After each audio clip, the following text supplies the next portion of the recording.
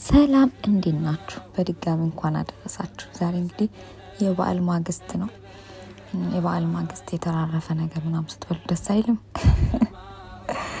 የምር በቃ እኔ ጋር ደግሞ አያልቅም። ብቻዬን ስለሆንኩኝ የምሰራው ነገር በሙሉ አያልቅምና ተትረፍርፏል ማለት ነው። ብቻ በረከቱ ልነግራችሁ አልችልም፣ አያልቅም። ብዙ ጊዜ በጣም በረጅም ጊዜ ይቆያል ማለት ነው። 3 4 5 ቀን ይቆያል። ቶሎ አያልቅልኝም ምግብና ያው በየቀኑ እንደዚህ ያሞቁኝ እበላለሁ ማለት ነው።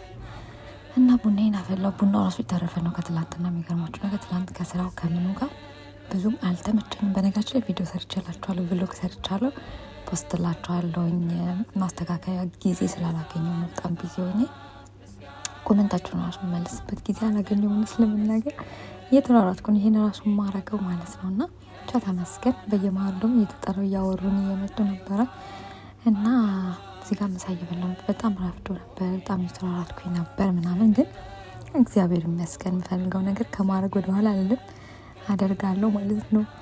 እና ብቻ ደስ ብሎኝ ነበረ። በዓል ያሳለፍኩት በጣም ደስ ይል ነበረ። እንጃ ቤቴ የራሴ ቤት ራሱ እንደዚህ ማድረግ የራሱ አይመስለኝም። በጣም ቆንጆ ጊዜ ነበረኝ፣ እግዚአብሔር ይመስገን። እናንተንም እንኳን አደረሳችሁ።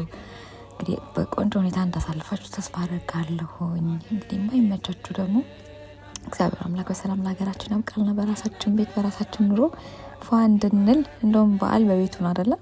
በቤቱ እንድናከብር ይርዳን። ያው በዓል በቤቱ ነው የሚከበረው። ቤታችን ምን በላው ምን ጠጣው ያው ትርፍ ነገር ነው፣ ሴሪሞኒ ነውና ለቤቱ ያብቃን። ወዳችኋለሁ ባይ